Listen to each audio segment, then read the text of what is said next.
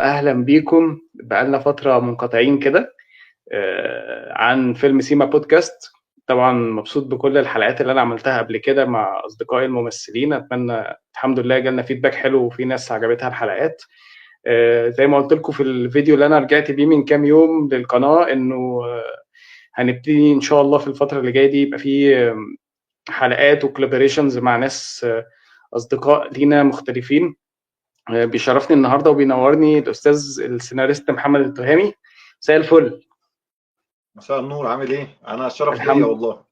ده شرف ليا انا يا استاذ، اخبارك ايه؟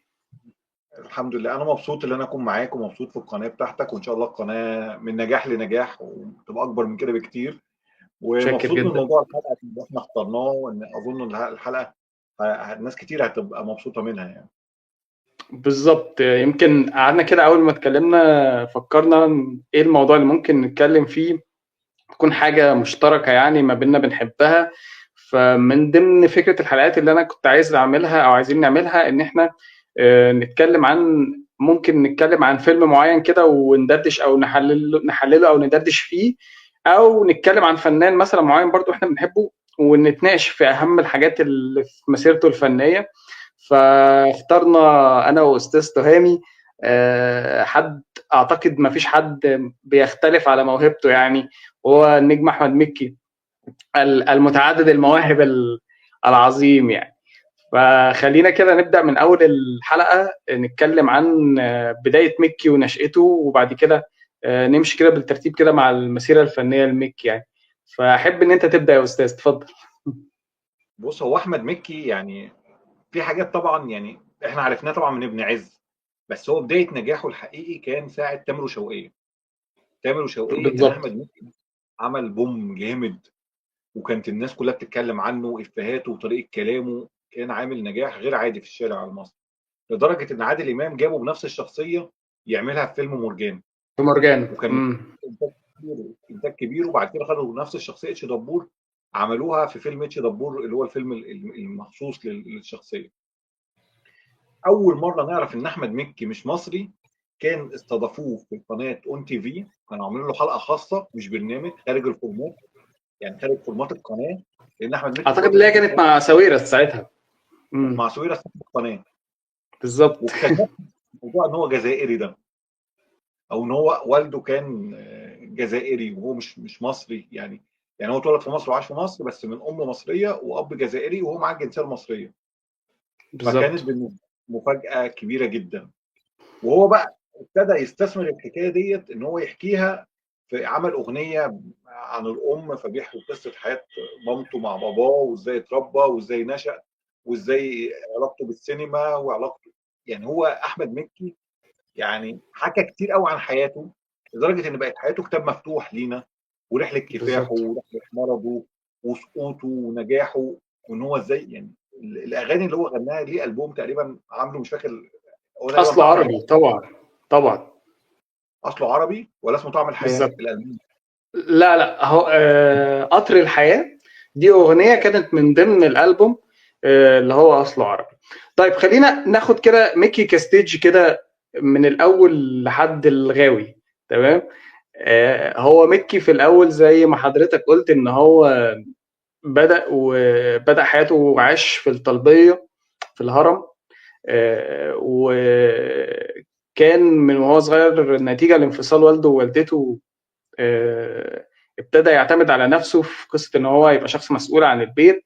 فابتدى يشتغل شغلانات كتير الى ان اشتغل في نادي فيديو، فحب السينما من نادي الفيديو ومن الافلام، وقرر ان هو يدخل معهد السينما.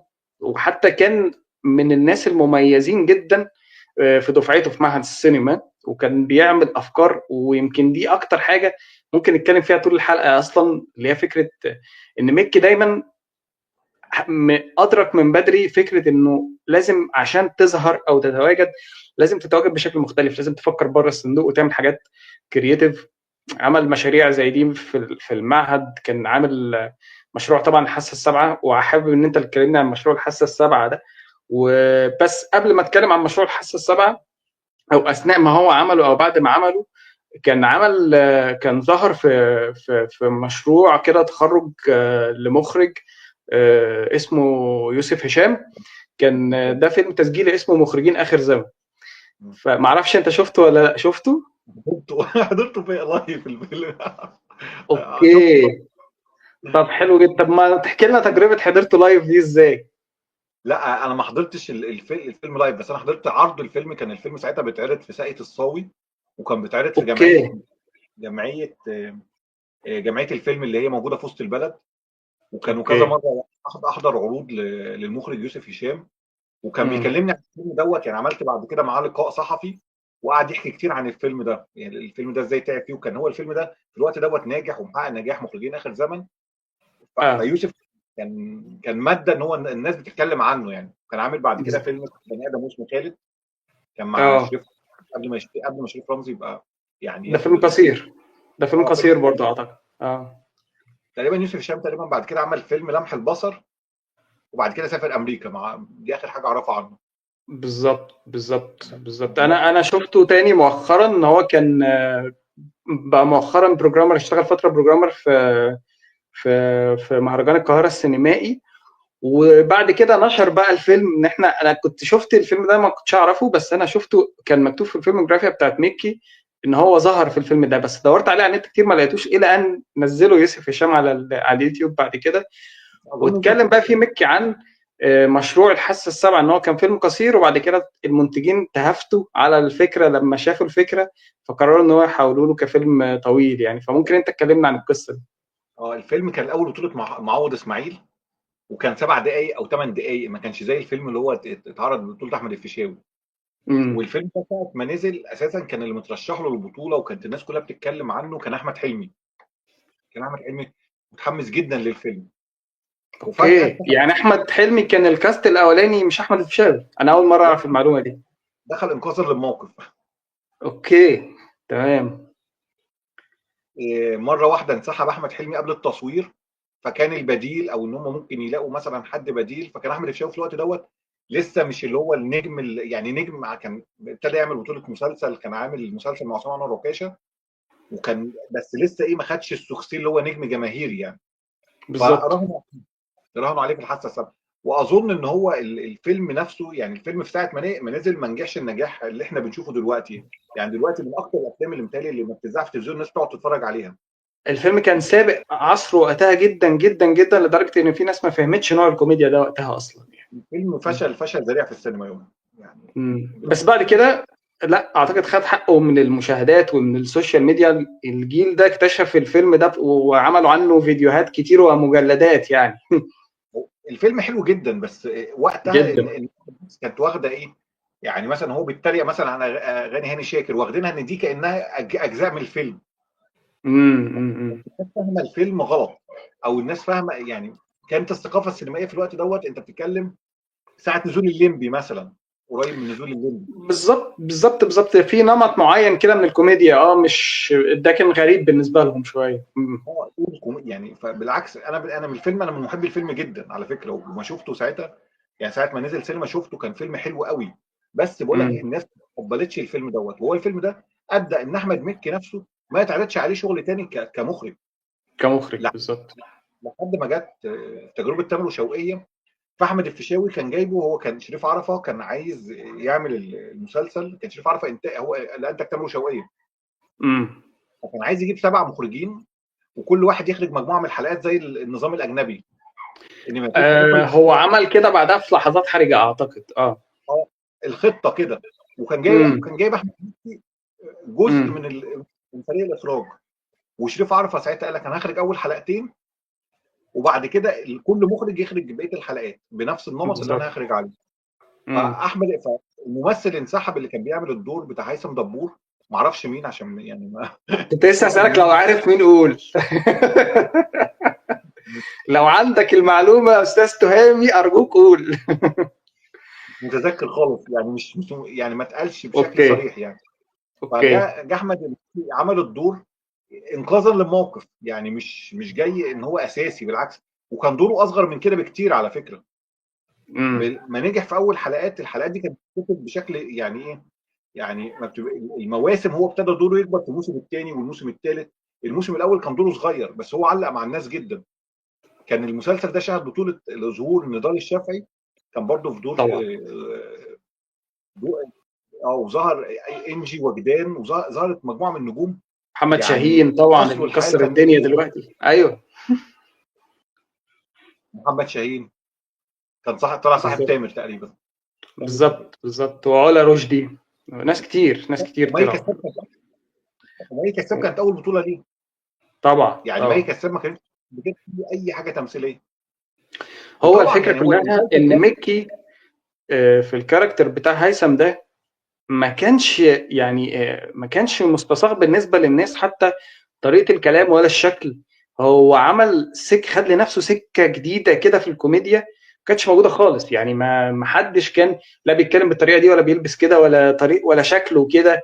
فهو كان كاركتر غريب لفت نظر كل الناس ليه. يعني هو كان اكتر حاجه ملفته في تامر وشوقية هو هيثم يعني. وعشان كده عادل امام جابه على طول بعد كده. في يعني عادل امام مرجان كان بالظبط. من هو بيجيب الشخصيات الناجحه يدعم بيها شغله، فهو جابه بعد كده في مرجان ودعمه واداله مساحه كبيره جدا من الدور. في حاجه تانية بقى، بالظبط. ان مع عمل ابن عز، يعني شخصيه لو هو ظهر مع علاء ولي الدين في ابن عز مع شريف عرفه برضه في دور امم صغير، مش عارف شفته ولا اه لا. شفته، كان مشهد كده ما بينه وما بين علاء هو كان في الحفله. اعتقد انا فاكر ان هو كان في الحفله، بس مش فاكر كان مشهده مع علاء ولي الدين ولا مش معاه. اعتقد كان معاه صح كده.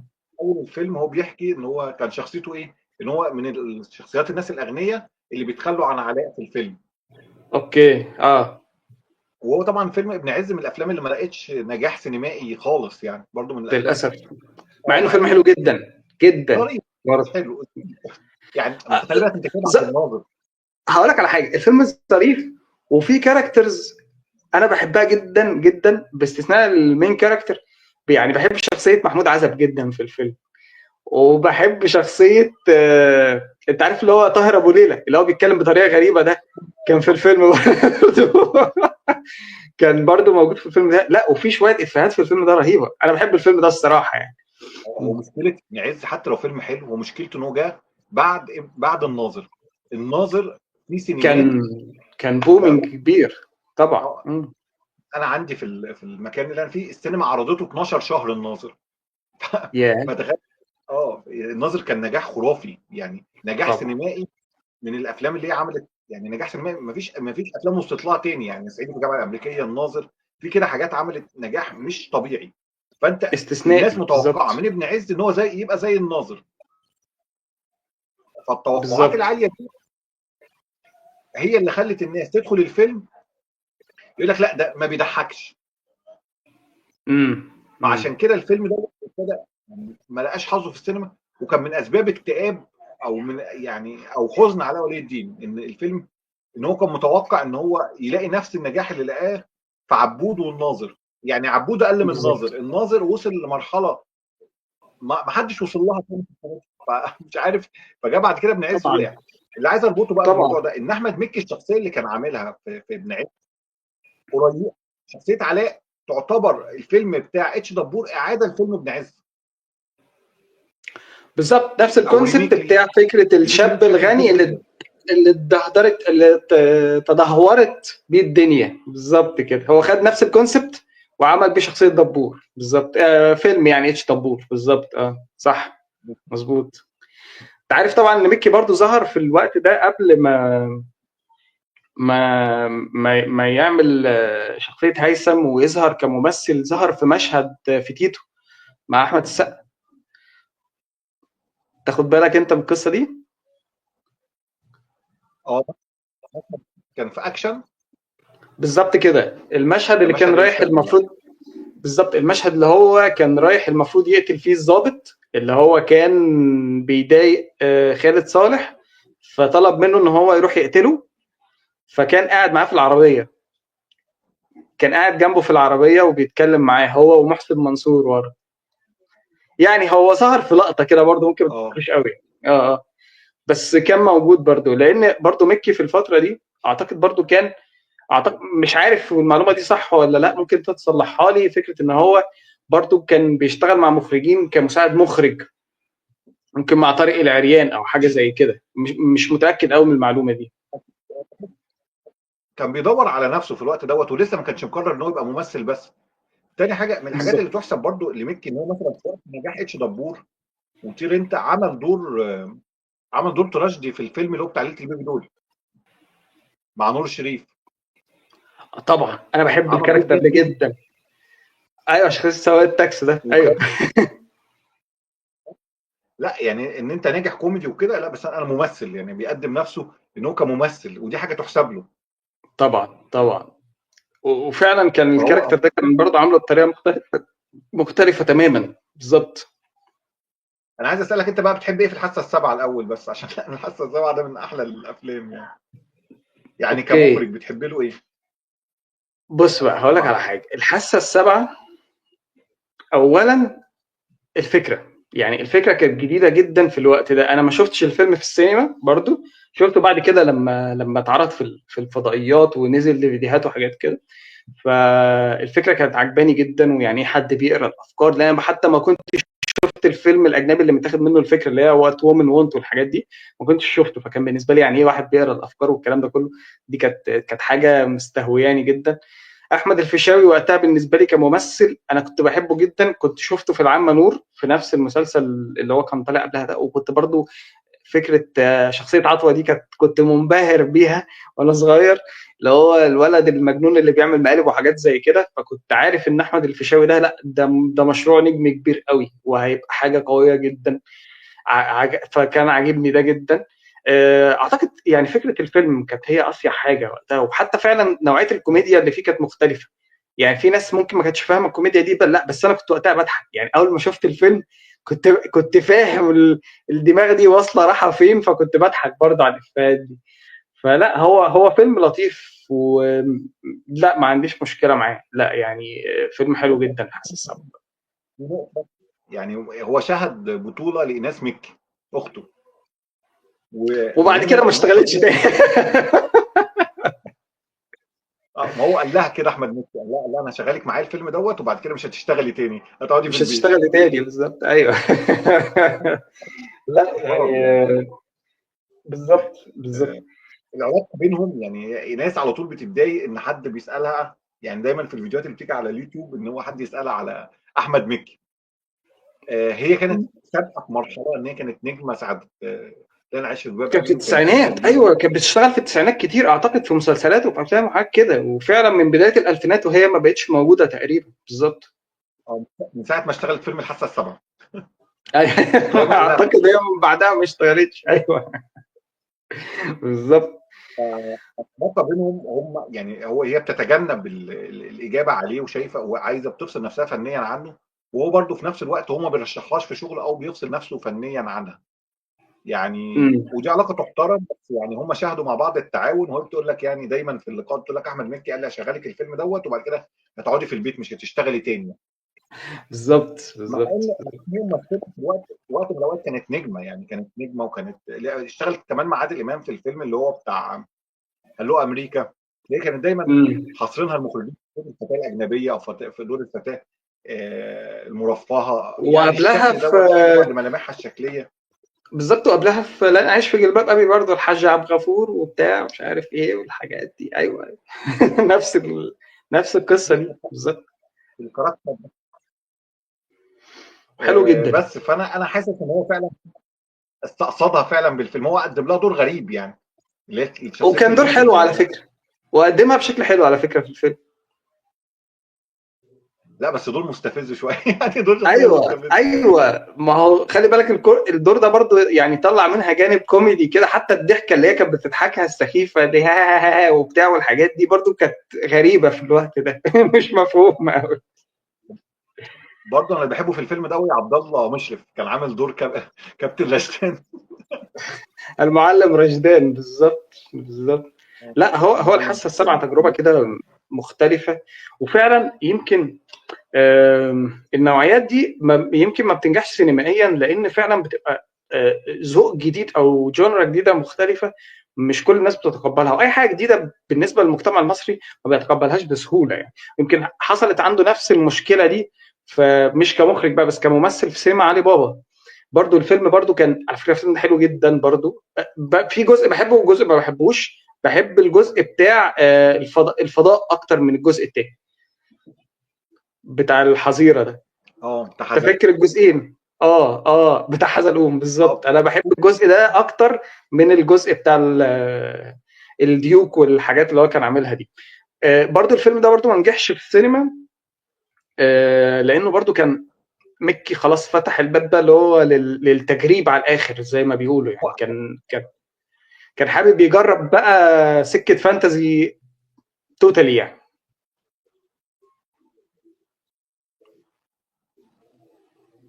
بص، هو احنا الفيلم الحاسه السابعه، لو انت بصيت لاحمد مكي، هو احمد يعني احنا لو بصينا الحاسه السابعه كفكر، هو ده فكره الشخصي اللي هو عمله في مشروع التخرج، وهو اللي اتكلم عليه في فيلم مخرجين اخر زمن، وهو اللي قدر ما هو يكون بطل، حب يطبقه. يعني طير انت برضه فيه كميه فانتازيا رهيبه، يعني لا تراجع ولا طبعا استسلام. هو بيميل للكاركتر ده، او الطريقه دي من الفن يعني. بس في ساعات بقى بتنجح مع الجمهور وساعات ما بتنجحش. ساعات ما ساعات بتنجحش بالظبط. هو ساعات بيختار طرق يستسهل فيها ان هو مثلا يعيد تقديم شخصيه، وده فخ بيقعوا فيه. بس هو لا، هو ناجح وليه شخصيه مختلفه وفريده، لو استخدمها هيعيش قوي وهينجح قوي. حتى مثلا فيلم الحاسه السابعه لو ما نجحش ساعه ما اتعرض، هو الفيلم النهارده يعني انا شايفه من احلى الافلام الكوميديه اللي اتعملت في الفتره ديت يعني. بالعكس طبعا انا شايف الافلام الكوميديه التانيه اللي هي كانت قدامه افلام ضعيفه وتقليديه جدا ومش هتعيش. بالظبط بالظبط. لا يعني في الوقت اللي نزل فيه بعد كده، يعني خلينا بقى نتكلم عن المرحله الثانيه من حياه ميكي، ان ميكي خلاص اتقدم كنجم في اتش دبور وعمل الفيلم، والفيلم نجح جدا. من بعدها لا ميكي سواء بعدها طير انت او لا تراجع ولا استسلام، لا الفيلمين دول اي حاجه نزلت قدامهم كان ميكي رقم واحد، يعني كان ميكي رقم واحد اعتقد وقتها في الايرادات. وكان ككوميديان، لا هو كان مختلف عن كل الافلام الكوميدي اللي نازله في نفس الوقت معاه طبعا. يعني طير انت لما عمل 7 شخصيات ولا مش عارف تقريبا كام شخصيه، ولا تراجع ولا استسلام برضو كان عامل حزلقوم وعامل ادهم. ف لا يعني حزلقوم ده قصه لوحده، حزلقوم ده ممكن نقعد نتكلم عنه حلقه. ده قصه ثانيه لوحده. نبدا بالظبط باتش دبور. يعني احنا خلصنا كده مثلا حاسه السبعه. اتش دبور كان لسه بيراهن، خايف. يعني هو خايف كممثل ينجح مش هينجح. عمل كل الخلطه الجماهيريه، جاب ناس معاه من تامر وشوقية عشان يضمن النجاح، يعني لطفي لبيب، ايجي امم وجدي، تقريبا سامح حسين جابه من رجل ست ستات. حاول بالظبط يعمل خلطه ان هو يضمن ان الناس تقبل عليها في اتش دبور. وفيلم اتش دبور ما فيهوش مغامره قوي، مع انه برضه عمل شويه مشاهد برضه فانتازيا برضه، يعني فيها في حتت، امم يعني دور هالة فاخر، كذا شخصيه كده. بالظبط كانت تحس انها فانتازيا شويه بالظبط. والفيلم نجح نجاح كبير جدا في السينما. اتش دبور برضه من الافلام اللي نجحت قوي قوي يعني.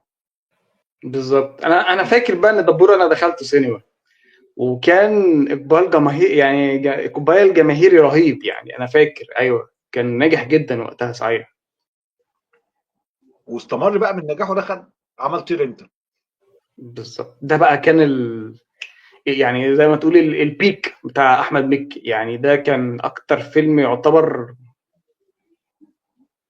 يعني من اعلى الافلام اللي عملها مكي، جماهيريا وفنيا وكل حاجه بصراحه، يعني حتى الفيلم رائع، ووجود ماجد الكدواني كمان معاه يعني كان اضافه كبيره طبعا للفيلم يعني. ماجد الكدواني هيفضل معاه الفيلمين بقى، العفريت. بالظبط عمل صوره بالظبط العفريت الكوميدي.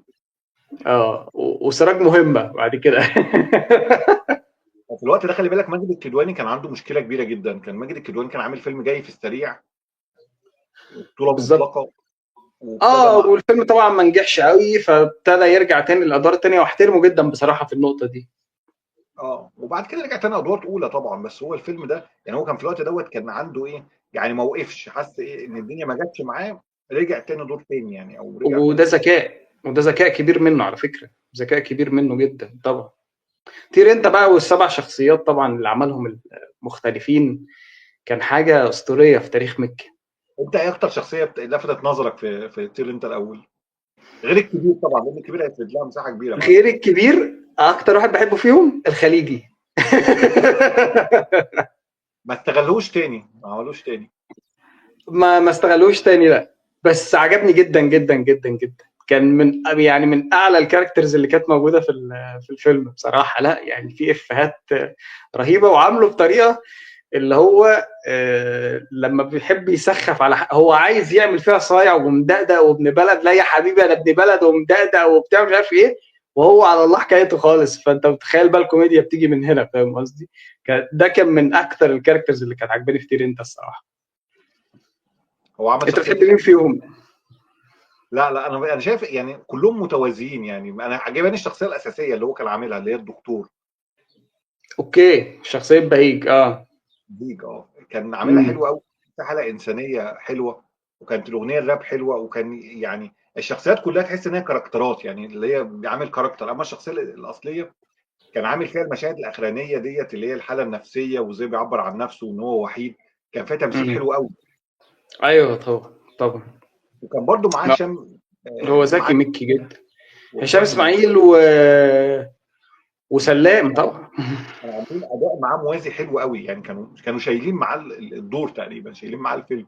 طبعا دنيا سمير طبعا. غانم يعني كل دور كانت بتوازي معاه، كانت بتوازي معاه، وفي حاجات بتعلى كمان عنه. هي هي كمان عامله مع كل سيكونس كاركتر مختلف طبعا. ايوه بالظبط، مع كل حلم كاركتر مختلف.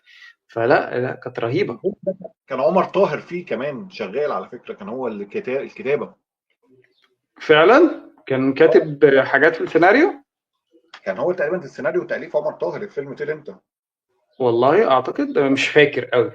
كويس كويس انت فكرتني، تمام. او اتاكد منها، بس انا فاكر بنسبه كبيره ان عمر طاهر كان اول فيلم لعمر طاهر او تاني فيلم. كان عمر طاهر اوكي. في عمر طاهر، تاليف عمر طاهر فعلا. عمر تحيه طاهر واحمد، كبيره للكاتب والسيناريست الاستاذ عمر طاهر، انا بحبه جدا. بقول لك عمر طاهر واحمد مكي مشارك في التاليف. اوكي، حلو جدا، حلو جدا. احمد لازم يشارك يعني في شخصيته برضه. ميكي هتلاقي ليه يعني انبوت في كل فيلم، او في اي عمل لازم بيبقى ليه رؤيه كده فنيه بيتناقش فيها. حتى انا فاكر لو رجعنا تاني للحوار الانترفيو اللي كان مع ساويرس ده، ان هو كان بيقول دايما، لان الحته دي عنده برضه كمخرج، ان هو بيحب يعمل ورشه كده، كلنا يعني نبرين ستورم الموضوع، نشوف الموضوع هيمشي ازاي والفكره والكاركترز والحاجات وكده.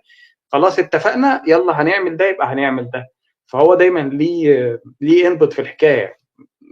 مفهوم جدا.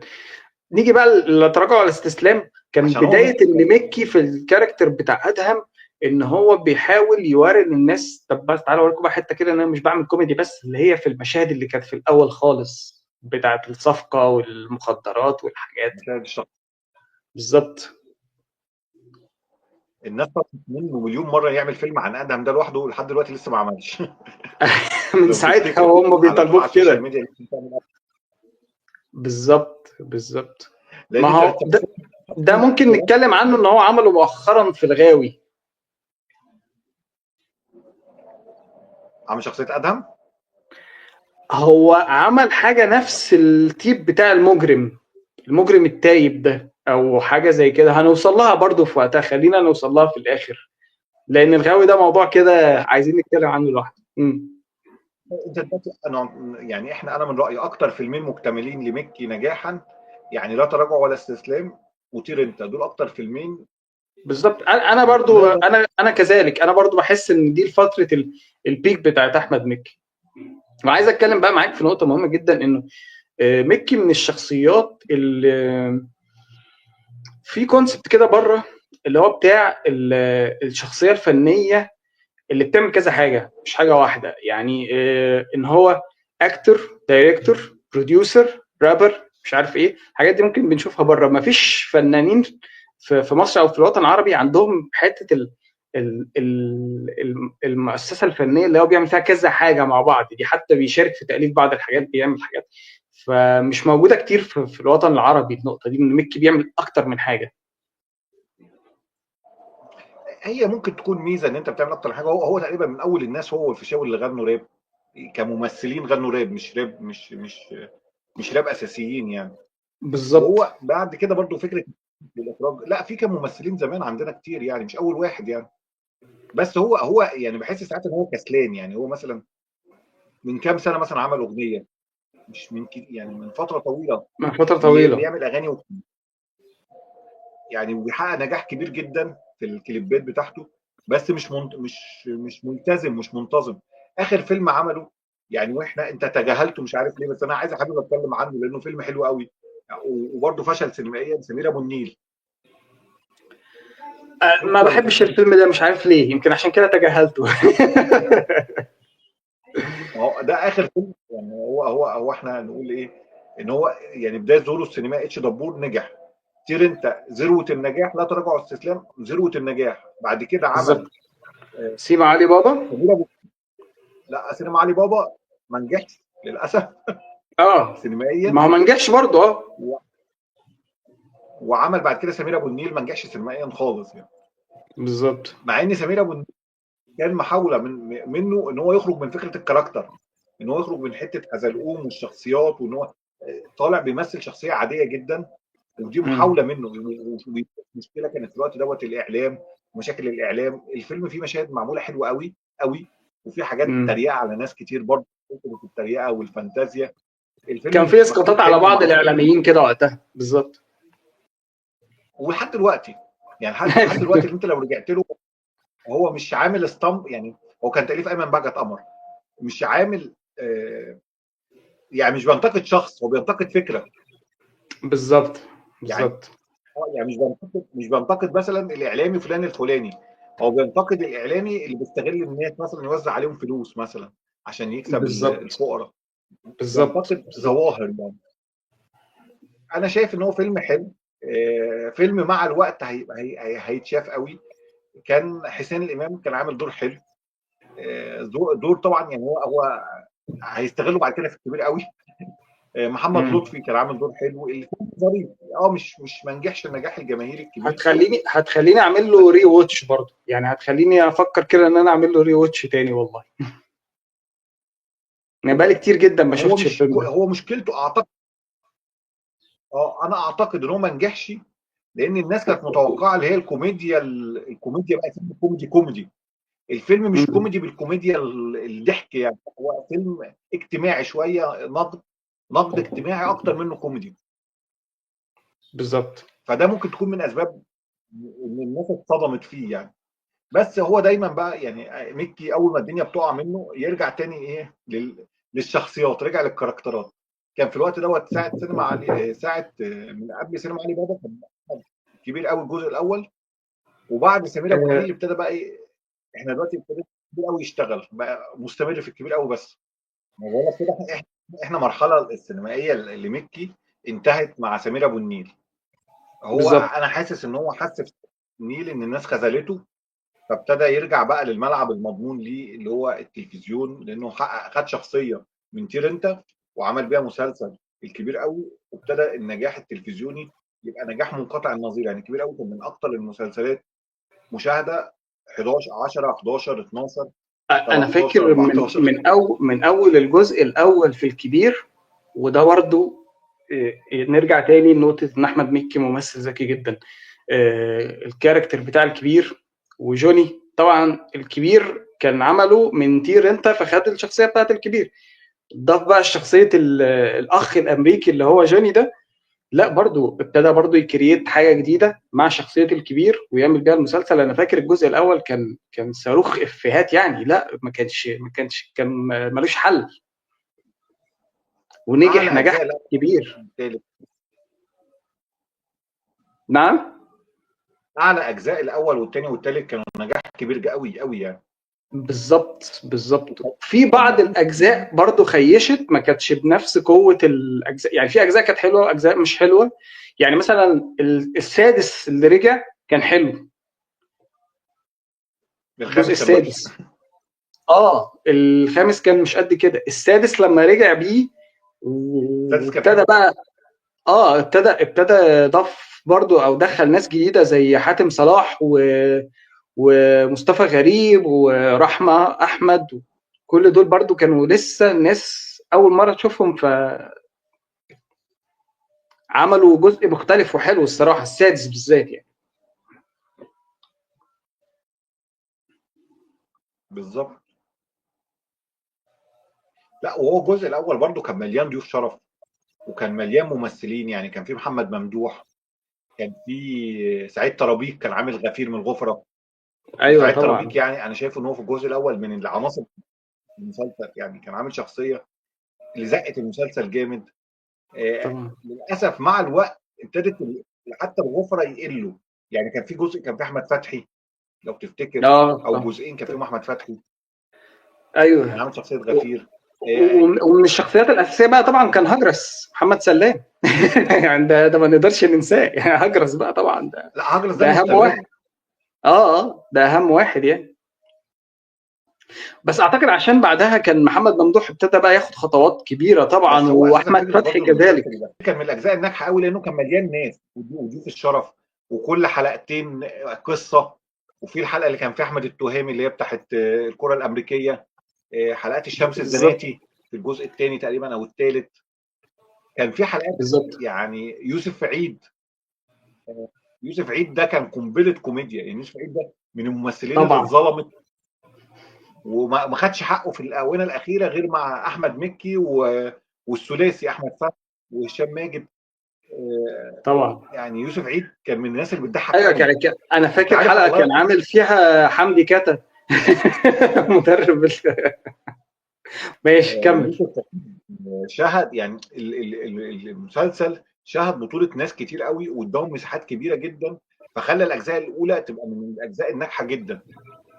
يوسف عيد الله يرحمه آخر فيلم عمله كان الحرب العالمية الثالثة، وأول فيلم ينزل أفيش عليه في يا حياته اخر كلها. فيلم، اخر فيلم. اه سبحان الله. وكان عامل آخر كاركتر فيلم كده عمله. ده، كان عامل بوب مارلي يعني. كان حاجه عظيمه كان يعني جدا. طيب بقول لك لا بمناسبه بس. الكبير، بمناسبه الكبير بقى عايز اسالك سؤال مهم جدا في النقطه دي، انه هل انت شايف ان انت لما تبص على موقع السينما كده دوت كوم، هل انت شايف ان لما تبص على الفيلموجرافيا بتاعت ميكي، ان ميكي اهدر وقت كبير جدا في قصه انه الكبير زي ما قلنا في اجزاء حلوه جدا وفي اجزاء ما كانتش بنفس قوه الاجزاء التانية، بس انا بتكلم هل الوقت اللي ميكي كان خد سنين طويله جدا بيعمل الكبير بس، مش كان ده اولى ان هو سينمائيا حتى لو هتعمل الكبير بس حتى جنبه ان تكون انت بتعمل افلام او مسلسلات بكاركترز تانية مختلفة؟ وده اللي خلى الناس حتى في اخر جزء في الكبير اللي هو يا مكي عايزين بقى حاجة مختلفة، يا مكي بقى عايزين كاركتر مختلف غير الكبير. فايه رأيك في نقطة الاهدار وقت كبير جدا في الجزئية بتاعت الكبير؟ يعني انت هتلاقي فعلا اخر فيلم المكي اللي هو كان سمير ابو النيل من عارف من 2013 او 2014، من ساعتها ما عملش حتى افلام، فاللي 11 سنة. هو ليه وقت كبير جدا في الكبير بدون حاجات تانية. لا انا شايف ان هو الكبير زي ما هو افاده وعمل له شعبيه، هو اضر برضه ان هو استهلك فيه وقت كبير جدا. تاني حاجه انت ليه ما بالظبط. اشتغل، يعني هو ليه عنده فرصه ان هو يعمل افلام مثلا، عنده فرصه ان هو يعمل مسلسلات مثلا اوف سيزون، مش لازم يعمل مسلسلات منصات، يعمل مسلسل مثلا 7 حلقات 8 حلقات يحكي قصه مختلفه. هو بالظبط. يعني قعد يبذل فلوس الكبير لسببين. الكبير اول حاجه طقس رمضاني. الكبير الناس تقول لك ما نجحش ما عملش، الناس لو الكبير بيتذاع السنه دي كان هيبقى مسلسل على مائده اي اسره رمضانيه ساعه الفطار. مش مهما انت اوكي. الناس قالت، حتى لو الحلقات الناس بتشوفها. ده بالظبط. واقع. مسلسل خفيف دمه خفيف ما فيهوش، مناسب لاجواء رمضان، مناسب للفطار، ما فيهوش حاجات خارجه، في كوميديا. فهو المسلسل مناسب لرمضان جدا. بس مثلا يونس شلبي مثلا لما كان بيعمل بوجو وطمطم مثلا، بوجو وطمطم مثلا مش عارف قعد 12 سنه مثلا ولا 15 سنه، بس ده كان بيعمل حاجه. جنبهم مسلسل عادي. بالظبط كان بالظبط. بيعمل هو افلام. ده هي دي النقطه اللي انا بتكلم فيها، ليه مكي ما استغلش الوقت ده انه كان بيعمل بجانب الكبير اعمال تانية؟ اعتقد ان هو كسل منه، واعتقد ان هو برده موضوع اللي هو حكى اكتر من مره ان هو عنده ظروف مرضيه بتمنعه ان هو يشتغل بشكل كبير يعني. تاني حاجه حلو. ليه يعني الاكتر من كده، هو في فتره يعني هو عمل الرابع الخامس قال لك خلاص انا مش هعمل الخامس. ساعتها كان الدنيا مشيت، الدنيا قعدت معاه واحد واثنين وثلاثه واربعه، ودول يعتبروا بالنسبه لي اعلى حلقه، مسلسل او اعلى مواسم في الكبير من اعلى واحد اجزاء لاربعه. بالظبط. امم. طبعا. يعني بعد دنيا سمير غانم ما مشيت، راح عمل جزء كده ببنت مش فاكر اسمها. الجزء ما دوت نجحش.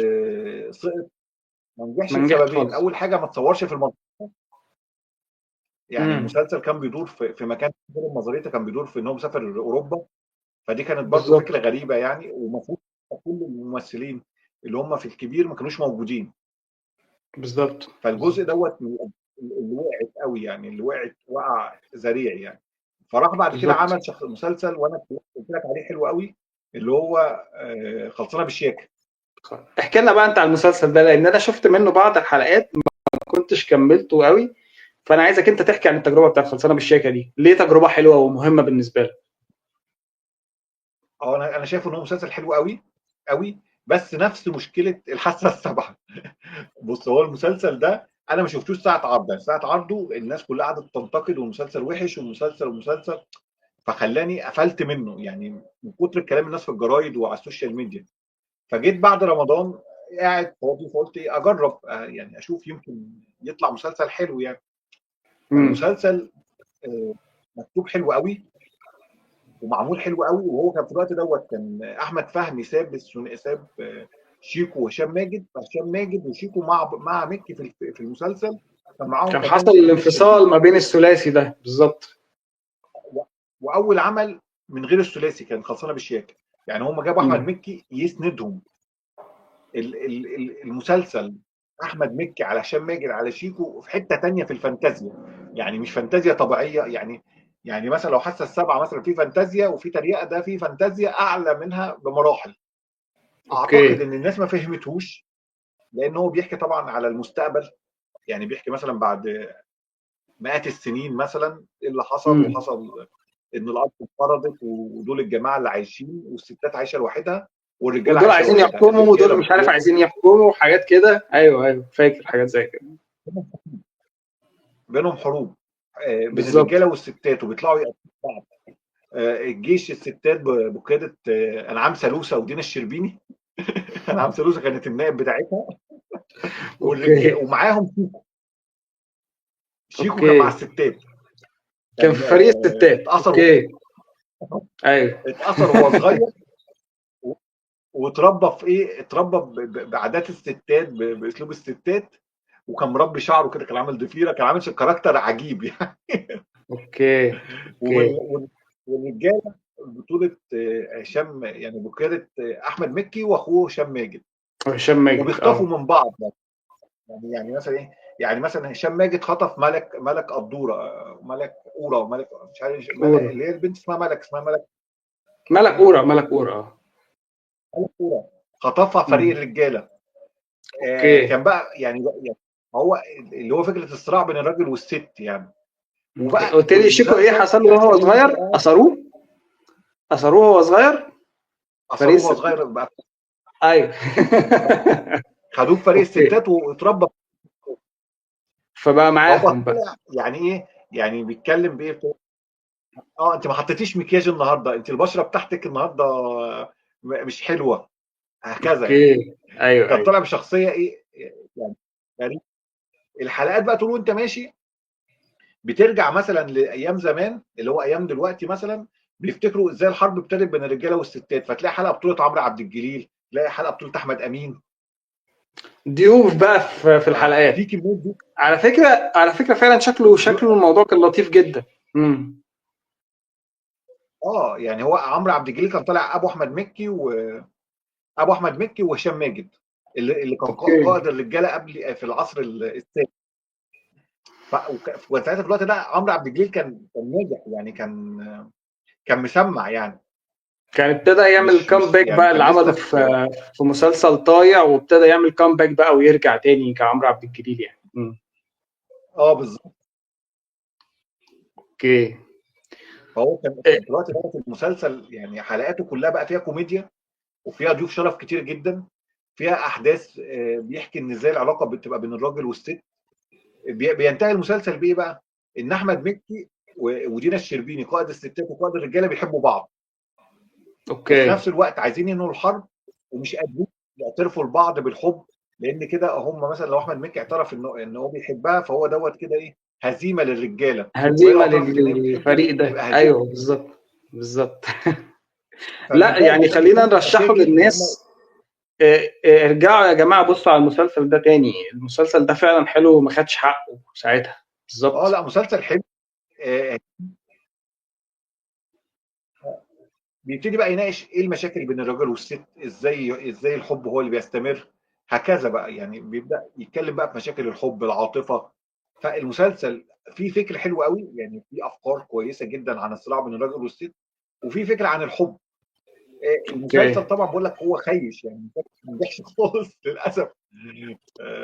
هقول لك حاجه، مع ان انا خلينا شفت منه خلينا متفقين، خلينا متفقين ان في اعمال كتير قوي لما بتنزل في وقتها ما بتحققش نجاح، وممكن بعد كده يتم اعاده اكتشافها من خلال الجيل الجديد من الشباب او من خلال السوشيال ميديا. يعني بتلاقي حاجه كده فجاه من 20 سنه طلعت ترند فجاه كده، سبحان الله ما تفهمش ازاي، والناس ترجع تقول لك لا ده يا جماعه انتوا ازاي ما خدتوش بالكم من الفيلم ده والمسلسل ده كان حلو جدا او كده.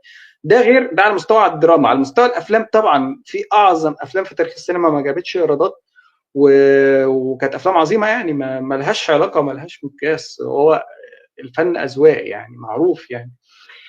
خلينا بقى نتكلم عن نقطه، اعتقد ودي اللي حصلت بعد خلصنا بشياكه على طول، ان مكي ساعتها اتعرض لفتره كان هو مريض فيها، وهو طبعا اتكلم كتير، مش هنتكلم في النقطه دي كتير يعني، بس هو طلع اتكلم فيها كتير جدا في البرامج. بس اعتقد ان مكي بعدها كان مركز بقى على نقطه انه قعد يعني بعد فتره المرض دي خلت له قعد حساباته بشكل شخصي وبشكل انساني في حاجات كتير في امور في حياته، فبقى مقرر ان هو من بعد الفتره دي انا مش هعمل غير الحاجه اللي انا مقتنع بيها قوي. لازم كل عمل يبقى جواه رساله ما بقدمها من خلال العمل، سواء حتى في اغاني الراب. يعني هو بعدها عمل وقفه ناصية زمان اللي هو بيتكلم عن الشاب المصري الجدع ابن البلد اللي هو ما ينفعش البنت تبقى بتتعاكس وهو يقف ساكت وحاجات كده، وانك لازم تلعب رياضه ايا كانت الظروف والكلام ده كله. نيجي في الاعمال التانية برضو ابتدى يحط زي مسجز كده حتى في الاجزاء بتاعت الكبير. خلينا نتكلم عن الجزء السادس اللي هو انا بحبه يعني. لا كان في حلقات مثلا اللي هو لما كان العترة ابنه كان عايز يمثل وبتاع، فبيقول لك دي حاجة لطيفة ان الولد لازم لو عنده موهبة انت تدعمه وتروح معاه المسرح وحاجات زي كده. فمكي اعتقد فكرة الرسالة الفنية ابتدت عنده من بعد قصة المرض دي. فكلمنا كده في الجزئية دي شوية. لا، هو ابتدى يتغير طبعا. يعني انا فاكر الكليب ده برضه ساعه ما نزل كان عامل نجاح كبير جدا، اللي هو قاعد بالظبط. يتكلم. وكان مسمع حتى ساعتها منى الشاذلي استضافته عشان يتكلم عن الكليب ويتكلم عن مرضه. وقال لك ان هو استغل ان مرضه دوت ان هو ما عندوش دهون، فاستغل ان هو يطلع بشكل جسدي افضل. وكان حتى ظاهر ان طبعا هو بيلعب. وفكره الحمام اللي هي هنلاقيها بعد كده في الافلام هو دي هواية مكي الأساسية وهوايته، يعني إن هو الحمام ده أساسي. هو بيحب هو الحيوانات بشكل عام بس خصوصا الحمام يعني. هو الميزه في ميكي ان هو فكره المرض عموما، ان هو او فكره حياته، تحس ان حياته اول حاجه حياته بسيطه جدا وواضحه جدا للناس، وهو بيستغل حياته دي بيعرضها. يعني امم. مش مثلا بيقدم مش شخصيه متكبره مثلا، او بيقدم انا لا، شخصيه عاديه جدا، تحس ان هو اخوك، تحس ان هو ابن عمك. ده بيخليه قريب آه، من الناس بشكل كبير، ما يبقاش شخص مصطنع، شخص حقيقي. شخص حقيقي وبسيط، وبيقدم وبيستغل دايما اللي هو بيقدم ان هو بسيط. مع انه بالظبط. مثلا هو حقق نجاحات في السينما ونجاحات في التلفزيون، لا نجاحات كبيره جدا جدا. في ناس ما بالظبط. حققتش نص النجاح بتاعه ده، وبيتكلموا ان هم كانهم ما فيش يعني ما وصلوش مفيش كانهم ما غيرهم وصلوش يعني، حاجه. أيوه بالظبط. بالظبط. ما يعني عندوش هو الحتة دي خالص. الميزه منه اللي هو متواضع، وان هو بياخد دروس حياته ان هو يعلم بيها الناس ويفيد بيها الناس. زي الاغنيه برضو بتاعت، كان عامل اغنيه اسمع من مكي، ما عنديش حساب على الفيسبوك. بالظبط. كان بالظبط. بيتكلم عن وقطر فكره الحياة. وقطر الحياة بتتكلم بقى عن قصة شاب مع المخدرات والكلام ده كله. طب بيقول لك دي قصه حقيقيه اتعرض لواحد صاحبه. بالظبط. بالظبط. هي الفكرة كمان إن مكي من الناس هتلاقيه دايما في حاله مركز في فنه بس. عمرك لا هتلاقيه عمل مشاكل مع حد، ولا هو بتاع ترندات، ولا هو بتاع قصص مختلقة عشان أظهر. ما بيظهرش حتى كتير في أي حتة ولا في أي حاجة. هو واحد مركز في الفن بس وخلاص. هو بالنسبة له الفن ده ممكن تعتبره مثلا شغل، بس شغل هو بياخده بجد جدا وبيعمل فيه مجهود كبير وبس، ومش مطلوب من الفنان أكتر من كده، بعكس كل الناس اللي بتعمل زيطة ملهاش أي معنى على شغلها دي. بالظبط. وعجبني اللي هو بيسف مثلا، يعني في الكبير قوي سف على الكليب بتاع طعم الحياه. ايوه. اعتقد كان في الجزء السابع او حاجه زي كده، كان هو برضه اه والعتره وحاجات زي كده. هو ما عندوش مشكله، هو متصالح مع نفسه، فما عندوش مشكله انه حتى لو هيسف على حاجات ليها علاقه بشخصه او بنفسه يعني. ما عندوش مشكله في الحته دي. طب احمد طب. مكي برضه من الحاجات اللي انا يعني بتلفت نظري دايما، يعني هو امم الراجل كوميديان وناجح، ليه لحد النهارده مثلا ما اشتغلش مسرح كتير؟ كل التجارب المسرحيه اللي قدمها تجارب يومين 3 ايام مش عمل طويله. مسرح في السعوديه بالظبط في موسم الرياض بس. عمل حزلقوم اه بالظبط، ما هو دي برضو يعني. انا اعتقد ان مكي لو عمل عرض مسرحي في الفتره دي مصر كلها هتروح تتفرج عليه يعني. ما لان هو عنده جماهيريه رهيبه. وعروض السعوديه عروض صغيره، يعني انت بتتكلم على عرض بتبقى اسبوع كام بس. يوم وخلاص. بتبقى كام يوم وخلاص. لا انا بتكلم لو فتح مسرحيه وقعد بيها سيزون صيف مثلا بيعرض، لا هتبقى حلوه جدا يعني. هتبقى حلوه جدا وهيجي له جمهور كبير، بس تبقى مسرحيه جديده تماما. ما يعملش بقى اي حاجه من الكاركترز اللي عملها قبل كده وتبقى حاجه مختلفه خالص يعني. اتمنى كده يعني. انت شايف بما انك ممثل الكاركترات دي ده فادته ولا ضرته؟ اكيد اللي هو فادته طبعا. اكيد فادته لان ده دليل على ان هو ممثل بيعمل كاركترز مختلفه ويقدر يعمل اي كاركتر. بس انا مع حاجه واحده بس، انه ما نكررش ده كتير قوي عشان على اللونج تيرم خلاص بقى الناس بتزهق في الوقت الحالي. احترم جدا مثلا حاتم صلاح، انه عمل نفادي في الكبير. تحياتي لحاتم صلاح طبعا لسه، بمناسبه ان احنا كنا مع بعض في اخواتي فبحقيقي يعني. هو شخص لطيف جدا. ان حاتم اتعلم من مكي، واتعلم او يعني خلينا تقول اتعلم من تجارب الناس اللي قبله. انه كان بيحكي انه هو طلع وعمل نفادي في الكبير، ونفادي نجح جدا. من بعدها اتعرض عليه كتير جدا بقى ان هو يعمل نفادي في مسلسلات وفي افلام وحاجات زي كده، وهو رفض ده كله. قال لك لا انا مش هعمل ده تاني خلاص. قصه حرق الكاركترات دي ممكن كان زمان الناس تحتمل ده. اعتقد دلوقتي لو انت عملت كاركتر وكررته مره تانية الناس مش هتشوفه. اعتقد حاليا كده يعني. ما اعرفش مع قصه حرق الكاركترز دي كان ممكن في الفتره بتاعت محمد سعد او مكي او الحاجات دي تمام. في الجيل الحالي لو حد يعني اعتقد مثلا لو طه دسوقي بيعمل كاركتر ونجح وجه كرره في فيلم تاني مش هينجح. ما بقاش فيه دلوقتي الطاقه اللي تحتمل انك تعمل نفس الكاركتر كذا مره دي، اعتقد يعني. لو مسلسل نفس المواسم بقى الناس هتتقبله، اما لو اعمال جديده ما اعتقد ممكن الناس مش عارف ممكن تقبله عادي على فكره، حسب النجاح بتاع الشخصيه. حسب. بس انا بقول لك انا عن نفسي، اصل انا لو هتكلم عن نفسي انا مش من هواة اصلا الجزء الثاني في اي حاجه، الا يعني لو فلتات كده اللي هو طلع الجزء الثاني اعلى من الجزء الاولاني، ده حاجه كده بتبقى فلته سواء في مسلسل او في فيلم. لكن انا بالنسبه لي الجزء الاول دايما اقوى. ما اعرفش ليه. دي حاجه شخصيه عندنا كمشاهد حتى بعيدا كان كممثل. الجزء الاول هو اللي بحس ان انت لسه بتكتشف العالم ده بالكاركترات بالشخصيات بالحاجات، فبيبقى بالنسبه لي مبهر.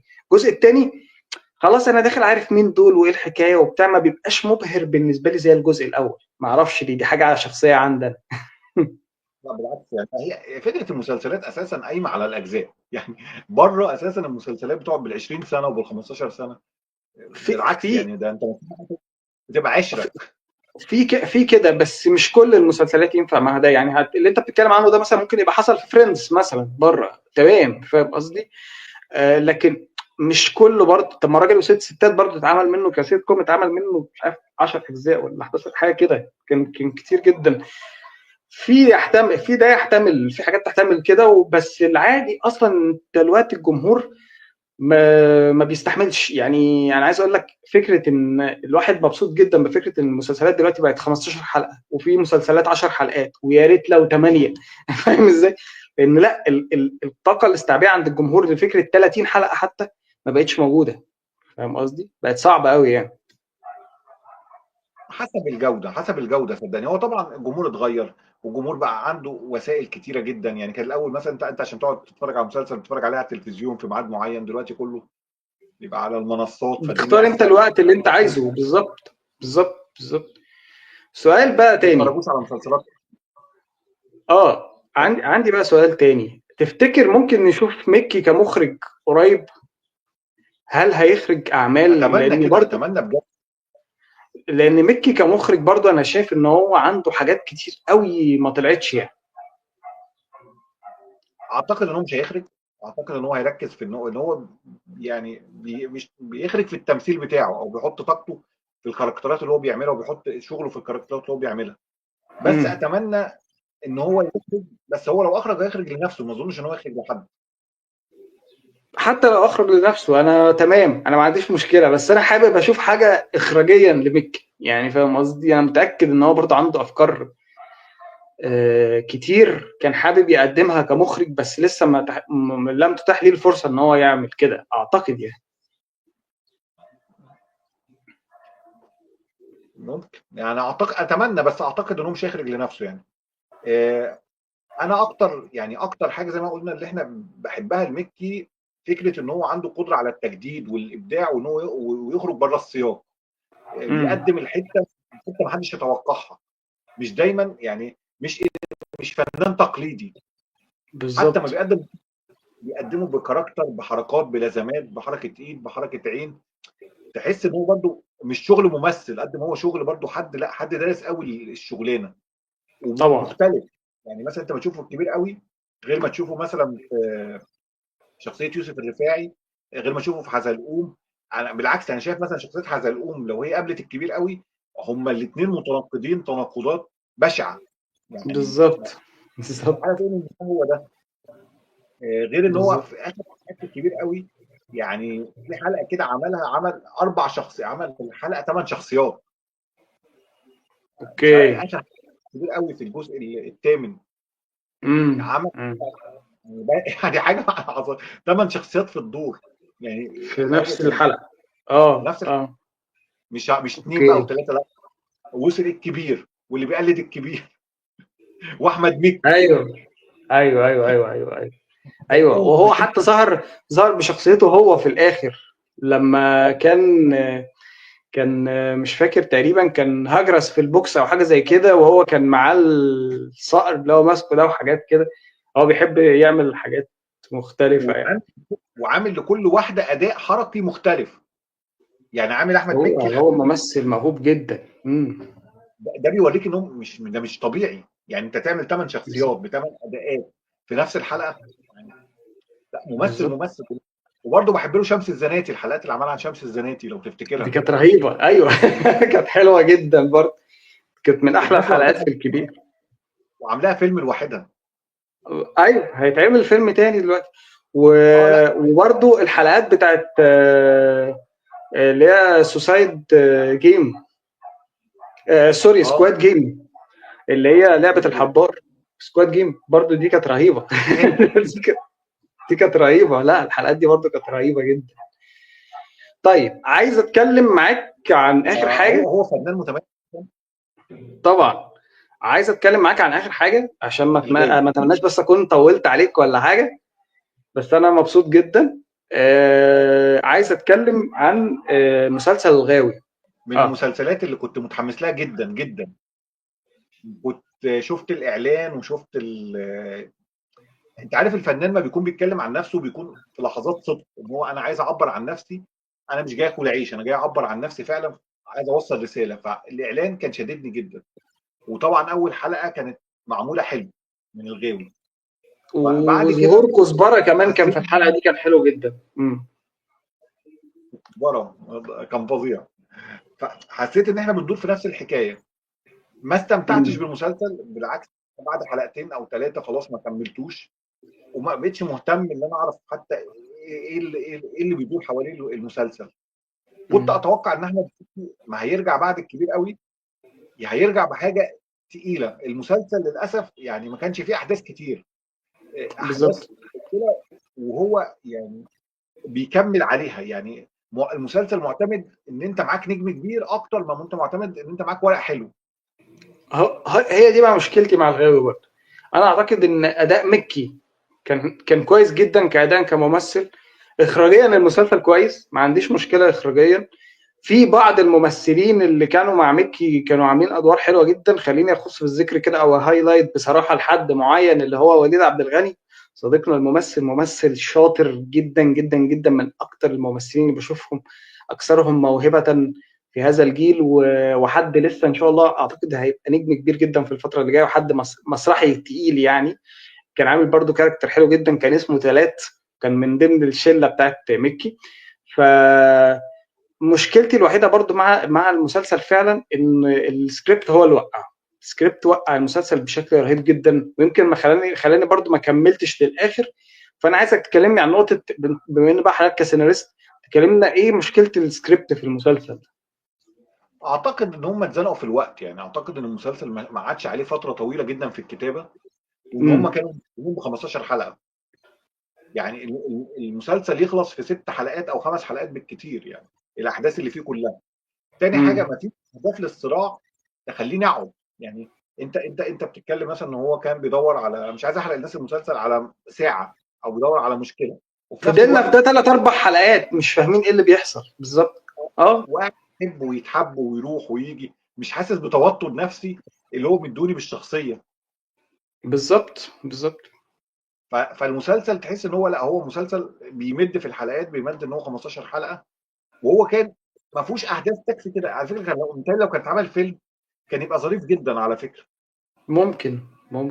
يعني هو متهيألي هو كان فيلم وهم عملوه مسلسل، يعني اللي هم مطوه برضه. تاني امم. حاجه، هم حطوا يعني انا حاسس ان احمد مكي وافق عليه عشان موضوع الحمام وموضوع ان هو مناسب لشخصيته. انا مش حاسس ان في حاجات هي، كتير من شخصيه مكي في الحقيقه بالظبط. بس ديت فادتني او شدتني مثلا اول حلقتين ثلاثه، بس بعد كده خلاص انا عرفت ان انت بتعمل كده. ماذا بعد بقى؟ فين الاحداث؟ بالظبط. المشاهد الاكشن كانت قليله، ما امم. ادهاش البعد الكبير ليها. في احمد بدير كان عامل دور كويس، احمد كمال الفنان الكبير طبعا كان عامل دور طبعا. كويس جدا استاذي. جدا، طبعا يعني. فلا، كان عامل مشاهد مؤثره جدا، بس المسلسل على بعض ما يشدش، ما عمليش سبب ان انا اقعد ادور عليه او احس بالتوتر النفسي. هو كان عايز يخرج من الكوميديا وخرج من الكوميديا بصوره مش، اعتقد ان هو احمد مكي نفسه اعتقد ان هو عارف ان هو تجربه مش موفقه يعني. بالظبط، وخصوصا ان فعلا ناس كتير جدا كانوا حاطين اكسبكتيشنز عاليه قوي ان مكي لما هيعمل حاجه مختلفه عن الكبير خلاص بقى هيعمل حاجه مختلفه بمعنى كلمه مختلفه، يعني حاجه جديده وفكره حلوه وسيناريو قوي مكتوب حلو. اصل 15 حلقه وتحس فيهم بملل. طب هنقلل اكتر من كده يا جماعه؟ يعني ده 15 حلقه المفروض ان يبقوا ممسوكين، يعني هنقلل اكتر. يعني كانت مشكلتكم في ال 30 عملتوها 15، هنقلل اكتر من كده ايه؟ يعني اللي هو مش عارف يعني. هي المشكله الفكره، مش المشكله العدد. انا ممكن اعمل لك فكره 300 حلقه بس انت قاعد مشدود وعايز صح. تعرف إيه هيحصل تاني. صح، اما وسيزونز وبلاوي سودا زي جيم اوف ثرونز والحاجات دي بقى كلها، يعني ايوه مفهوم طبعا، عايز بس يعني. تعرف وعندك رغبه، والناس تقعد تستنى من سنه لسنه. بس بالظبط. هو المشكله ان المسلسل فعلا، يعني انا اعتقد ان هو كان في مشكله في المسلسل نفسه يعني ان هو كان فيلم وتحول مسلسل بنسبه كبيره. صح. اقول ما لك عندوش. بقى مين كان لسه بيتكلم ده ولسه شايف الانترفيو ده امبارح. المخرج عمر المهندس كان اه بيتكلم على فيلم سيكو سيكو اللي هو لسه نازل في العيد. كان بيتكلم ان هو اصلا الفكره كانت مسلسل، ولما شافوا ان الفكره لو اتعملت مسلسل كان ممكن يبقى فيها تطويل او مط او كده، ده برضو دليل على ذكائهم يعني. قال لك لا، طب ليه ما نعملوش فيلم؟ هيبقى ممسوك اكتر والفكره هتبقى معموله بشكل احسن وكده. فاعتقد زي ما انت ما قلت بالظبط، هو كان مشروع فيلم، ممكن وارد جدا ان هو كان مشروع فيلم، وقال لك لا عشان رمضان والسيزون وبتاع نعمله مسلسل، فمط منهم الدنيا يعني اعتقد. واعتقد ان هم كانوا يعني الناس وحشه ان تشوف ميكي، يعني ان هم عايزين ميكي يبقى برضه طبعا موجود كتير قوي. بس بالظبط انا بالظبط. انا كنت اتمنى ان هو بعد الكبير قوي ان هو يرجع سينما، لان هو فعلا يعني انت بالك اكتر من 12 سنه ما مثلت السينما، وانت ممثل سينمائي كبير. يعني احمد مكي بالظبط ممثل تقيل قوي. تاني حاجه عنده بالظبط. امكانيات اكشن، ما اظنش ان هو يعني جسمه حلو قوي، عامل جسم مشدود، عنده امكانيات حركيه، عنده هو في فكر كل كبير. مواصفات البطل السينمائي يعني، طبعا طبعا. تاني حاجه هو برضو يعني كنت دايما بتريق بقول لك هو لو طلع في انت فاست اند فيريوس هينفع عادي، ينفع يطلع اخو اخو فين ديزل. ايوه بالظبط. هو في ناس كتير بتشوف ان هو فين ديزل مصري يعني، بس هو طبعا بيعرف يمثل عنه بكتير. ايوه بالظبط يعني. يعني في واحد ساعتها فان ديزل جه مصر في 2014، امم. جه زياره في مصر هنا ونزل الاهرامات، ونزل ايه نزله السمان والمناطق ديت، المناطق اللي حوالين الاهرامات. اوكي. فواحد فواحد ساعتها كان كاتب يعني تعليق في الجورنال مانشيت انا فاكره، الناس اتصورت مع فان ديزل فاكره احمد مكي. فاكر احمد مكي. ايوه بالظبط. اصل هم ايوه اللي ما ناس يعرفوش هيفتكر ان هو احمد مكي فعلا، بنفس ناس الستايل ونفس الشكل ونفس كل حاجه بالظبط. بالظبط.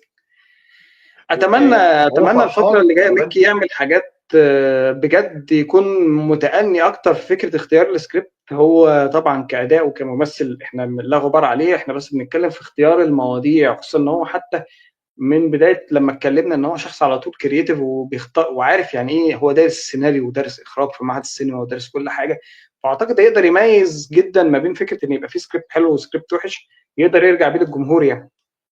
طب بذمتك يعني فان ديزل ما جاب اخوه جون سينا ولا يجيب احمد مكي؟ جون سينا اللي لا مدي شكل. يجيب احمد مكي والله. أيوة بالظبط. لا الموضوع هيختلف تماما يعني. تمام. فان ديزل في الاجزاء الاخيره جايب جون سينا اخوه ازاي؟ يعني ما فيش ما اي فيش اي حاجه تدل على ده. ايوه بالظبط خالص خالص. انت عارف فان ديزل اساسا يعني افريقي، يعني والده افريقي او والدته افريقيه وابوه يعني اتنين، يعني واحد افريقي وواحد اوروبي، يعني امه اوروبيه اوكي. وابوه افريقي. لا ما كنتش عارف المعلومه دي الصراحه. وهو كان طالع ملامحه الشكليه جامع بين الوش الافريقي لو تاخد بالك، وبين مثلا بشرته بيضاء. بالظبط فهو الجانب الاوروبي شويه. ايوه صح مظبوط. فبيقول لك هو في المدرسه كانت العيال ما بتقدرش تلعب معاه، او اوكي. لان هو جينيا بالنسبه لهم شكله غريب، يعني مش شكل مختلف عنه. الافارقه مثلا اللي هو ايوه. شعره بشكل معين ولونه، فهو يعني فكان ده عامل له ومش مشكله. بشرته غامقه مثلا وشعره مجعد وكده. ايوه فهو جامع، يعني جامع عنصر افريقي وعنصر اوروبي. بالظبط. فخد بالك ما خدته مدرسه دخلته مسرح الكنيسه او مسرح، فابتدى من هنا يلمع في التمثيل، يعني اوكي. ابتدت الناس تهتم بيه وتلعب معاه وكده. وعلى فكره يعني انت بتقول ما بيمثلش حلو، انت شوفه في اول فيلم عمله انقاذ الجندي ريان، كان ممثل حلو قوي، بس هو بقى ممثل سوء، يعني خلاص هو ما بيمثلش، هو عامل شخصيه بالظبط خلاص بقى هو بيعمل الشخصيه دي وخلاص وبياكل بيها عيش يعني. بالظبط. بالظبط كده. بالظبط. بس بقول لك هو في بداياته كان مترشح لاوسكار على فكره عن اول فيلم عمله، طلع بدور يا تاني. بس كان اوكي. الفيلم تشوفه بيمثل يعني فيلم فيلم اكيد فيلم كان مع عظيم. مخرج كويس، اكيد كان مع مخرج اه كويس طبعا. عظيم طبعا. وكان معاه اوكي. ممثلين كتير، يعني كان هو طلع بدور تاني او دور تالت. اوكي. كان عن ده قصه حقيقيه، يعني قصه حياته، يعني ام رئيس الوزراء في يعني تقريبا او حد سياسي كبير يعني، بتفقد كل ابنائها في الحرب، فبتوصل الرساله لرئيس الوزراء بتقرير ان الست ديت ولادها كلهم فقدوا في الحرب، فبيرسل للجبهه ان الولد دوت ريان ده ما ينفعش يموت في الحرب هو كمان. اوكي حلوه حلوه الفكره جدا. متهيألي شفت الفيلم ده بس انا مش فاكره. اسمه ايه طب بالانجليزي معلش اسمه ايه؟ سيف ذا ريان. سيف ذا ريان. اوكي هشوفه تاني. اعتقد شفته او مش فاكر شفته او شفت حاجه زي كده. هشوفه تاني، هشوفه كده تاني. ان فان ديزل في الوقت ده كان ممثل، بس هو مع الوقت بقاش بقى كاركتر يعني نفس الازمه بالظبط اللي احنا بنتكلم عنها، بالظبط ان انت بالظبط. جواك مبدع، ومع الوقت بتتحول لحد بيجاري السوق وخلاص. وهي دي بتحصل الازمه اللي احنا لممثلين فيها. كتير، بتحصل لممثلين كتير قوي للاسف يعني. يعني انت الازمه اللي احنا فيها دلوقتي مع احمد مكي مثلا. احمد مكي ممثل حلو قوي، بس السوق قاعد يطحن فيه يطحن فيه يطحن فيه، مش مديله فرصه ان هو يبدع ويبتكر وكل بالعكس، كل ما يجي يعمل حاجه مجنونه تلاقي السوق مديله فوق دماغه، يعمل حاجه مجنونه السوق يديله فوق دماغه، يعمل طب التقليدي ينجح. فهو على برضه ذكر على ذكر عنده النقطه دي، ازمه. يعني هو لو عمل اللي على في ذكر دماغه النقطه دي، الناس مش. اه مش هتتقبل ده قوي. على ذكر النقطه دي اقول لك حاجه حلوه جدا. كان في مره، معرفش المعلومه دي ناس كتير عارفاها ولا لا، ان كان مش فاكر بقى مين اللي حكاها، هل هو محمد سعد نفسه ولا لا، اللي حكى المعلومه دي استاذه كامله ابو ذكري المخرجه. تمام. قالت ايه؟ قالت انها كانت بتعمل فيلم ملك وكتاب، اوكي، اللي هو بطوله استاذ محمود حميده واستاذه هند صبري. تمام. مين كان مرشح قبل استاذ محمود حميده ان هو يعمل الدور ده؟ شخصيه المدرس الاكاديمي الجامعي اللي بيدرس تمثيل، كان نفسه يمثل، عنده مشاكل نفسيه واجتماعيه منعته ان هو يمثل، فبقى مركز في التدريس بس وما بقاش ممثل وحاجات كده. شوف شخصيه عامله ازاي. مين كان مرشح قبل محمود حميده انه يعمل الدور ده؟ تخيل، تخيل عارف كده. وهتقول لي محمد سعد. محمد سعد. تخيل. لا ما اعرفش. طب كويس انك جبتها والله العظيم. هل تتخيل ان كامله ابو ذكري انا كانت مرشحه محمد سعد عرفتها. للدور ده؟ امم لا اول مره اعرف منك المعلومه دي. اول ده مره اعرفها، بس هي دايما بتكتب على الفيسبوك وكده، بتكتب ان هي نفسها تشتغل مع محمد سعد. محمد سعد اللي كانت مرشحه للدور ده، تخيل. بس للاسف بتكتب وقتها، دايما ان هي عايزه. للاسف وقتها كان هو طبعا ما بيعملش غير كوميدي بس. كان بيعمل، كان عامل بقى الليمبي واللي بالي بالك وبوحه والافلام دي. فطبعا قال لها انت عايز تقعديني في البيت، ما ينفعش انت اعمل يعني مش هينفع ان انا في عز ما باعمل ده دلوقتي، انا ممكن اعمل ده قدام بس. وفعلا اضطر يعني قدام ان يعمل ده في الكنز مثلا، فاهم قصدي؟ ف فلما الناس برضه اه قالت له في مرحله ما غير بقى، فعمل ده في الكنز وعمل دور عظيم في الكنز. بس انا بتكلم، تخيل الكلام ده كان 2005 2006 مثلا، اللي هو ملك وكتابه ده، وكان محمد سعد بيعمل الدور ده. حاجه يعني رهيبه. لا، ولو على فكره لو كان عمله كان الفيلم هيبقى في حته تانية خالص. كان هيبقى في حته خالص. تانية خالص خالص. طبعا انا بحب الفيلم ده جدا، فما بالك بمحمد سعد فيه، فاهم قصدي؟ فهو برضو السوق، يعني السوق صعب، واللي انت لازم في نفس الوقت انت عايز تنجح. بس احمد مكي مشكلته ان هو افكار مجنونه قوي قوي، فلو اتعملت الناس ما بتقبلش عليها، زي مثلا سمير ابو النيل، زي ما انت بتقول مثلا في سينما علي بابا. دي سيما علي افكار بابا، مكي تخش، بالظبط. بالظبط. بس السوق مش بيتقبله، يعني مش بيتقبل الجنان بتاعه. فهو برضو هو محجم نفسه، ممكن يكون ده برضو سبب من اسباب ان هو ما بيشتغلش كتير يعني. بالظبط. طيب، لو عندك حاجة ما اتكلمناش فيها أو حابب تضيف أي حاجة خاصة بمكي تاني قبل ما أقفل قول لي، عشان أنا بالنسبة لي تقريبا غطيت كل النقط اللي أنا حابب إن أنا أتكلم فيها. فأنت لو في حاجة تانية حابب تضيفها اتفضل. حابب اسالك، انت تحب تشوف مكي فين السنه الجايه مثلا، يعمل ايه غير ادهم طبعا، عشان انا رايي ان هو لازم يعمل ادهم ده فيلم. أحب مكي يكون بيعمل دور في فيلم سينما تاني. مش حابب أشوفه في حاجة دراما دلوقتي زي ما أنت ما قلت، حابب أشوفه في حاجة سينما ويكون سكريبت حلو قوي، معمول بطريقة لطيفة. اقصى طموحاتي ان يبقى فيلم دراما اجتماعي بشخصيه كده مختلفه تماما ما عملهاش قبل كده خالص. لو هنتكلم بشكل واقعي وبشكل السوق، يا باشا اعمل فيلم كوميدي او فيلم اكشن لطيف بس معمول حلو، مكتوب حلو. هات بقى شويه ناس كده من اللي بتكتب اليومين دول افلام حلوه، اقعد معاهم اختار سكريبت حلو جدا واعمل فيلم اكشن كوميدي. يا سيدي اعمل فيلم اكشن بس، اعمل فيلم كوميدي بس. كما بقول لك، لو انا هشطح انا بخيالي، انا نفسي اشوف ميكي في فيلم دراما اجتماعي بيعمل كاركتر كده مختلف تمام، حاجه كده ارت هاوس انا قوي يعني. انا شايف انه يعمل ادهم. لو عمل ادهم هيبقى حلو قوي فيلم ادهم. لو عملوا تاني يا ريت. هينجح نجاح كبير.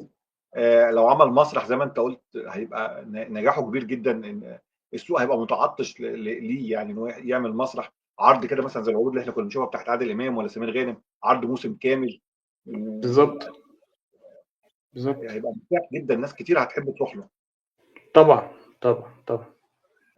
اعتقد ان هو ممثل مختلف عن اي حد في جيله، عن الممثلين السابقين والممثلين الجايين. دماغه مطرقعه شويه، عنده فن، بيعرف يحكي عن نفسه. ما اظنش ان هو هيخرج او هيهتم ان هو يخرج تاني يعني. بس انا يعني اتمنى اتمنى، اشوف. يعني انا اتمنى ده.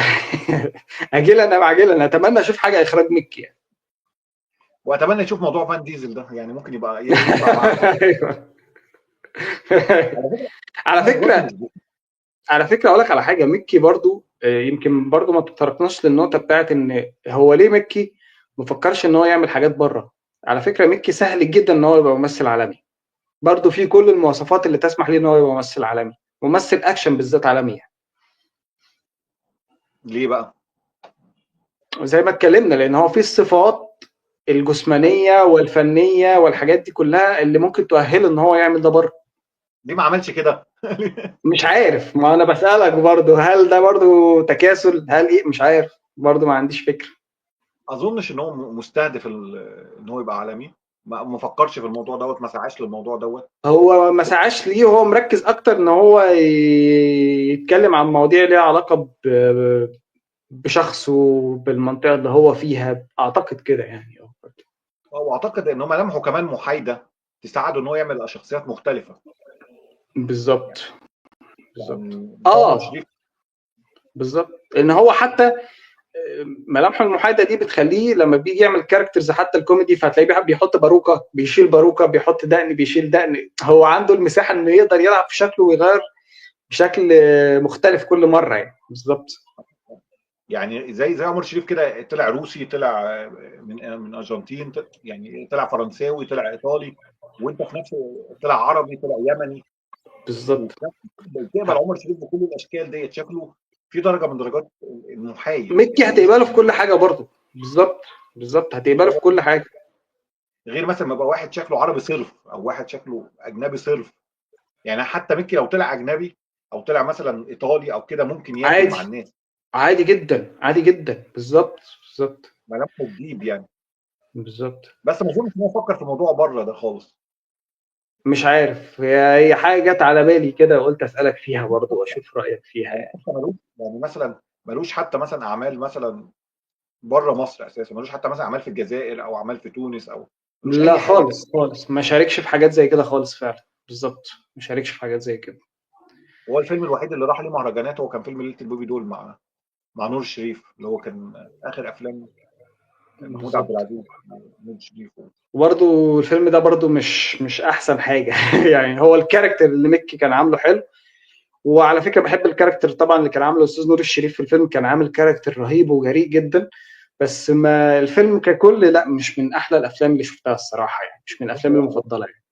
الفيلم دوت مش حلو، بس هو مشكلته ان هو كل حاجه الوحيده حلوه. يعني لو انت خدت. بالظبط، هو كل حاجه حلوه بس لوحدها يعني.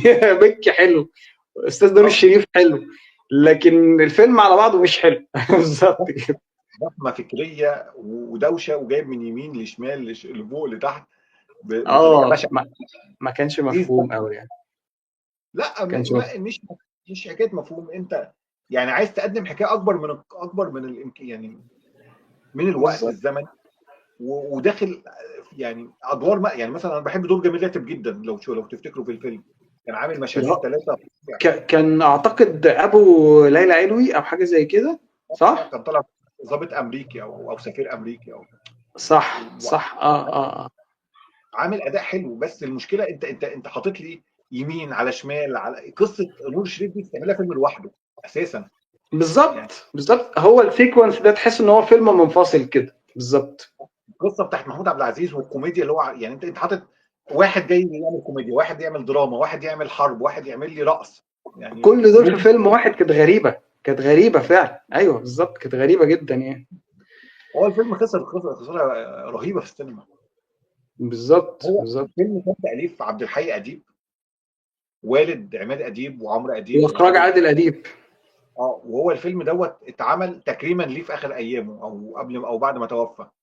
فهم امم كانوا منتجين، فهم حشدوا كميه نجوم كبيره جدا، مع ان الفيلم لو كان هم كانوا عايزين يعملوا حاجه على غرار عماره يعقوبيان، بما ان عماره يعقوبيان نجح جدا وجاب ايرادات كبيره جدا، فحبوا يعملوا حاجه بنفس الموضوع. وده برضو استثمارا لفكره الحلب، اللي هو احنا الحاجه نجحت لازم نعمل زي امها تاني بنفس الكلام.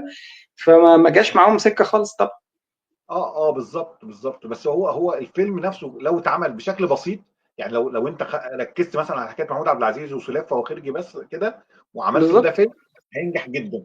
لو قصه نور يعني الشريف لوحدها فيلم برضو كذلك. بالظبط بالظبط. اما انت رامي كل القصص في زحمه، في ساعتين، انت جايب من تاريخ اوروبا لتاريخ العرب لتاريخ العالم. يعني فيلم مسحوم قوي. بالظبط بالظبط. وحتى ومدي كل الناس اجورها كامله. يعني انت عارف ساعتها لما محمود حميده طلع، قال له انا اخد مثلا اجر كاني بعمل بطوله فيلم، راح واخد اجر ان هو يعمل بطوله فيلم، لان مثلا دوره في الفيلم مثلا 3 مشاهد او 4 مشاهد. ايوه، جود نيوز ساعتها كانت بتدفع ما شاء الله جامد جدا. كانت جود نيوز، كان انتاج جود نيوز. ايوه كان الموضوع كبير يعني. ما جود نيوز قفلت في الوقت ده. للاسف ما كملتش. لا لا، يعني جود نيوز كانت عامله افلام حلوه، الافلام اللي هي كانت عاملاها بعقل، اللي هو من غير بذخ في الانتاج، نجحت يعني. على فكره جود نيوز هي اللي عملت مورجان اللي احنا اتكلمنا عليه، نجح. يعقوبيان ومرجان طبعا، اعتقد هم دول اكتر اتنين نجحوا يعني. بالظبط.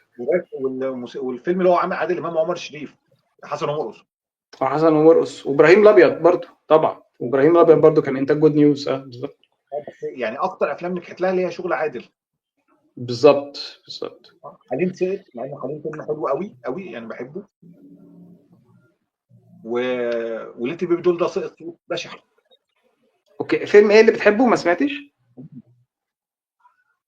فيلم حليم كان انتاج جود نيوز برضه. حليم، بالظبط كان بالظبط اخر فيلم بالظبط. لاحمد زكي وكان انتاج جود نيوز. طبعا والفيلم شريف طبعا. عارف عامل فيه مجهود. انا بحب الفيلم ده جدا يعني على فكره، انا المخرج بحب الفيلم ده جدا برضو. انا بحب الفيلم ده جدا.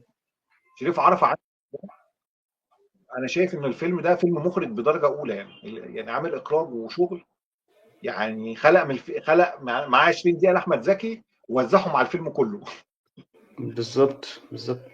وتاني لو رجعنا لاحمد مكي، ان كان مكي برضو كان استاذ شريف عرفة كان متبنيه في الفتره دي كمخرج، وكان شايف ان هو مكي يطلع منه حاجه، ان هو زي ما انت ما قلت اسند له ان هو كان هيخرج بعض الحلقات في تامر وشوقية. والمسلسل اللي احنا ما اتكلمناش عنه برضو ليه علاقه بمسيره مكي، ولو اني انا بحب المسلسل ده جدا، اللي هو لحظات حرجه. ومكي فعلا اخرج فيه بعض الحلقات. كان برضو طبق بقى في الفكره اللي هي ما اتطبقتش في تامر وشوقية، اتطبقت في لحظات حرجه. كان كل كام حلقتين ثلاثه بيخرجوا حد مختلف. كان في مريم مبعوث اخرجت حلقات، واحمد مكي واحمد صالح، وكان في كذا مخرج يعني بيخرج مع استاذ شريف عرفة في لحظات حرجه، وكان مسلسل حلو جدا برضه. كان انتاج شريف عرفه برضه. كان انتاج شريف عرفة بالظبط بالظبط. وشاهد بطوله اول ظهور اول بطوله، يعني المسلسل ده ادى لناس كتير قوي بطوله ما كانتش لسه يعني اتفتحت لهم المساحات دي. بالظبط بالظبط. يعني كان زي محمود عبد المغني، وكان وهشام سليم وبشرى وامير امير كرارة كرارة المسلسل ده. وكان في ضيوف كتير بقى. كل حلقه كان بيبقى فيه ضيف شرف، تلاقي يسرا بتعمل حلقه، منى زكي بتعمل حلقه، مش عارف مين بيعمل، احمد السقا بيعمل حلقه. كان كل حلقتين ثلاثه كده بتلاقي فيه ضيف شرف جديد. كان بدايات آسر ياسين برضو كان طالع في حلقات في لحظات حرجه، وبعد كده استاذ شريف عرفة خده في الجزيره وحاجات كده. فبرضو كان عمل حاجات زي كده يعني. لا اعتقد مسلسل كده حلو. تمام. اعتقد كده غطينا مسيره احمد مكي بشكل كويس. انا اتبسطت جدا جدا جدا باللقاء ده مع حضرتك يا استاذ محمد. ولينا بقى، خلينا نحمس الجمهور، لينا حلقات تانية اللي جايه، مش هنقول لكم ايه هي، بس لينا لسه لينا كام حلقه كده ان شاء الله مع بعض.